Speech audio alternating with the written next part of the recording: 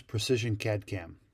Today we're going to take a look at creating the tool paths for our 6 jam part and prepare it to be cut on the CNC mill. Starting off, we have Inventor open on our computer, just like I have here, and this video should be playing next to your computer on your iPad. To begin, we're going to go up to orange file in the top left-hand corner of the screen and select Open. Remember, we have this part saved in our H drive, so we want to go to our H drive to open it up. My H drive, first initial last name 000, automatically populates here. If yours does not do that, click in the pull down menu here and you're going to go down to your H drive, first initial last name 000. It should be the last one in your list. And we're going to choose our 6jam part and click open. When our part opens up, we are on the 3D model tab. We're going to slide across the top of our ribbon bar and we're going to find the cam tab at the top of the ribbon bar and click to select it. Once we have that selected, we're going to go to the job section in our ribbon bar and we're going to click setup.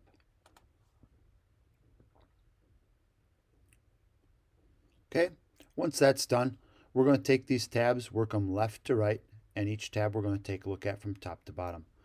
In our first tab here, we're going to choose stock box point for our origin. And we're going to click and select the lower left-hand corner in our front view.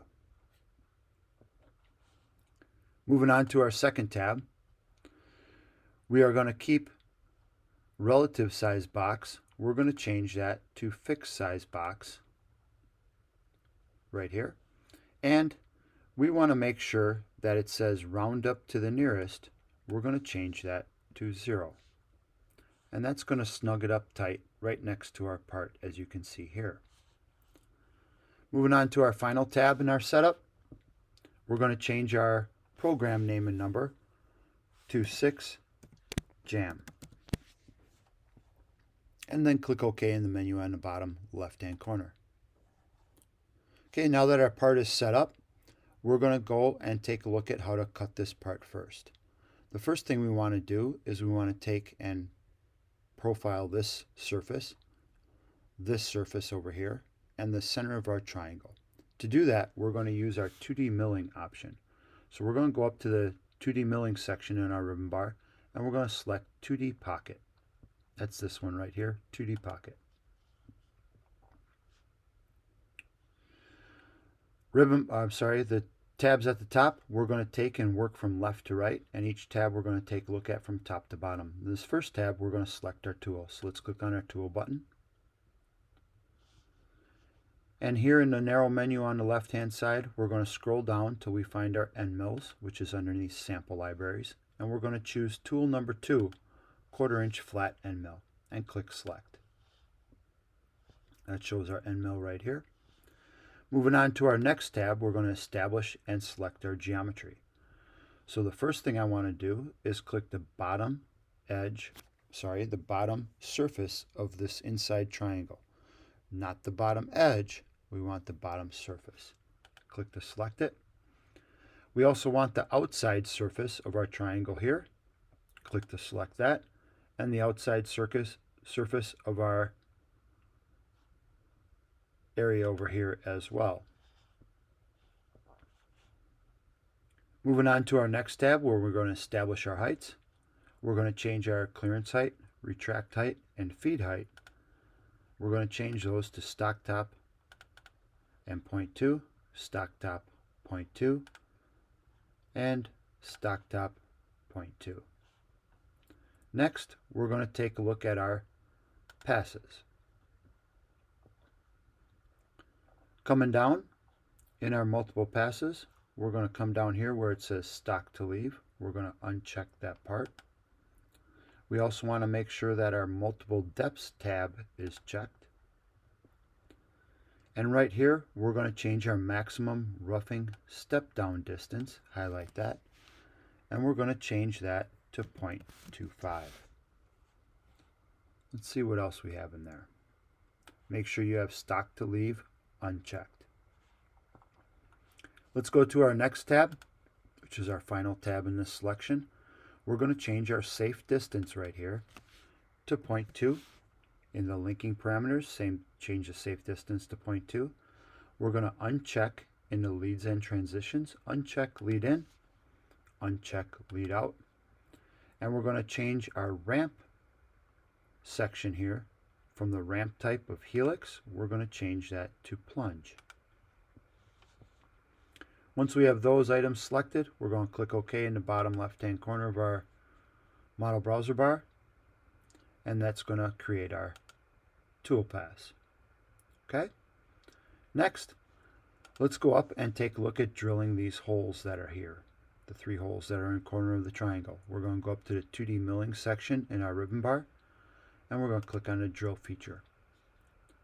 Once the drill tool opens up, once again these tabs, we go from left to right, and each tab we're going to take a look at from top to bottom. We're going to select our tool button and re-identify our tool. We're going to scroll down, end mills, which is under sample libraries. We're going to choose the tool number 2, 1/4 inch flat end mill, and click select. Next, we're going to go to our geometry tab, where we're going to select the holes. So we're going to click each one of the holes in the corner of our triangle. It doesn't matter what order we collect them in, because we are going to have optimize order right here selected, and that allows the tool path to be selected and most efficient by the computer. We're going to establish our heights next, so let's go to our 3rd tab. And this is familiar to us. We're going to take the clearance height, the retract height, and the feed height. Each one of these is going to get changed to stock top and 0.2, stock top 0.2, and the feed height as well to stock top and 0.2. Going on to our final tab, which is our cycles tab here. We're just making sure that this is at drilling rapid out, which means that it's going to drill the hole, rapid retract out of the hole at a higher speed, position itself over the next hole at a higher speed, and then drill that hole, and then rapid retract out at a higher speed to move on to the next. Once we have that selected, click OK in the bottom menu in your browser bar on the left-hand side. Okay, so we have this surface getting pocketed, this surface getting pocketed, the interior surface getting pocketed, and now we have these 3 holes getting drilled. The next thing we have is these slots that we have to account for. To do that, we're going to take our orbit tool and we're going to rotate this just a little bit so that we can see the bottom edge in that slots that are here on the sides. To unselect this orbit tool, can click the button here on the right hand side in our navigation pane, or you can press the escape key on your keyboard. Then, up in the 2D milling section of our ribbon bar, there's this little triangle. We're going to click and hold down on the triangle, and we're going to come down to the feature where it says slot. We're going to click on that, and that's going to open up a new operation for us. Once again, it's the tabs that are up here at the top. We're going to re-identify our tool, so we're going to click our tool button. We're going to choose the same tool in the end mills folder underneath the sample libraries, tool number 2, click select. Going to our next tab, which is our geometry tab. Let's scroll in here a little bit to zoom in. Excuse me. We want to have the bottom of our slot selected, not the top edge of our slot. We want the bottom edge of this slot selected, and the bottom edge of this slot selected over here. Make sure you're on the bottom edge, not the top. It's easy to misidentify those. Okay, once those are identified, let's go to our home view in our world view cube, and let's go to establish our heights, which is the 3rd tab over. Familiar to us as it is, we're going to choose stock top and 0.2, stock top and 0.2, and for our feed height, we're also going to choose stock top and 0.2. Top 3 should be changed to stock top and 0.2. Going on to our next one, we're going to take a look at this one for establishing our heights. I think we don't need multiple depths on this. We can cut that through since that's a pretty skinny area right here. Let's go on to our last tab in the menu. We're going to come down, and where it says ramp type, we're going to check profile, and we're going to change that to plunge. Okay, so the last tab over, we change to plunge here in the ramp style. And then click OK. So let's take a look at what we got going on here. First, if I click my pocket tab, I see the pocketing for the triangles on the side and the triangle that's in the middle surface. Our second operation is our drilling feature, where we're going to drill these 3 holes. And the third operation is we're going to take and cut these slots that are in the edges. Okay? Make sure you select Setup 1 and click on that, and then we're going to select Simulate.